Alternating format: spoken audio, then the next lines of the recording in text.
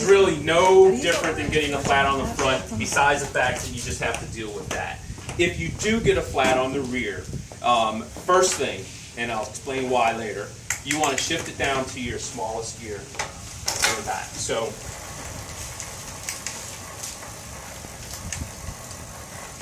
you're in your hardest gear down there. The chain's going to be down there. Is the chain, the hardest gear, is the chain closest to the wheel or farthest? The furthest away, the tiniest cog. Your tiniest cog in the back, not your large one, but your tiniest one.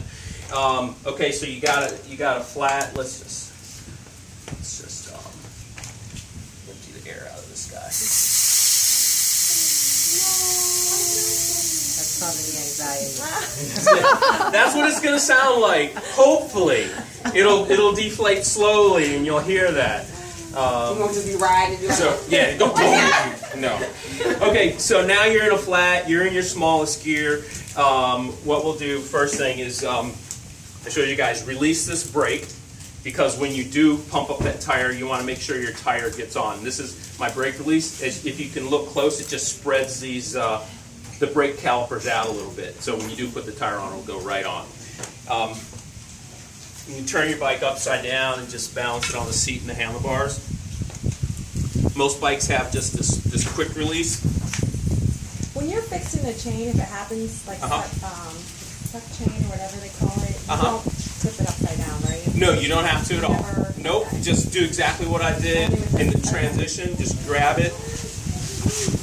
This just flexes so easy, and you'll be able to grab the chain and put it back on. It's super easy. So it rarely comes off that little one then? Is the big one?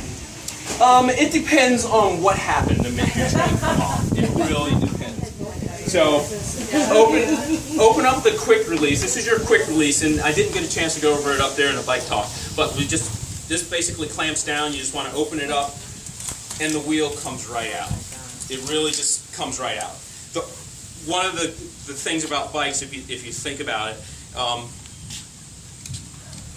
since when the bike is upside right, you're always putting pressure on the wheel, so it's never going to come out from under you. But as soon as you lift it up, it just pops right off. There's no pressure on it. Nothing to keep this wheel on the bike other than your pressure and a little bit of pressure on the quick release when it's clamped down. So now that we have a flat, most tubes these days have this little bolt up here and this small thing. When I say this little bolt, there's a thing to keep the inner tube stem from getting sucked up into the tire. And it's Sorry.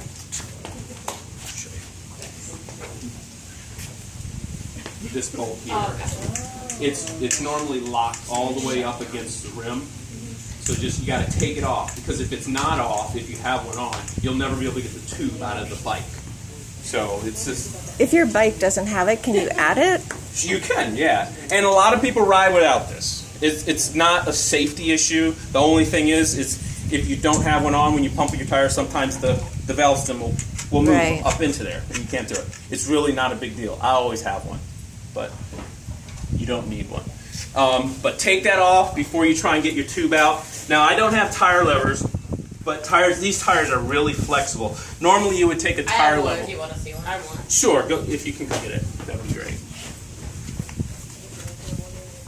But what you can do, you push the tire down, and it'll slowly come up, and you'll see like a little gap in there. Here, Charlie.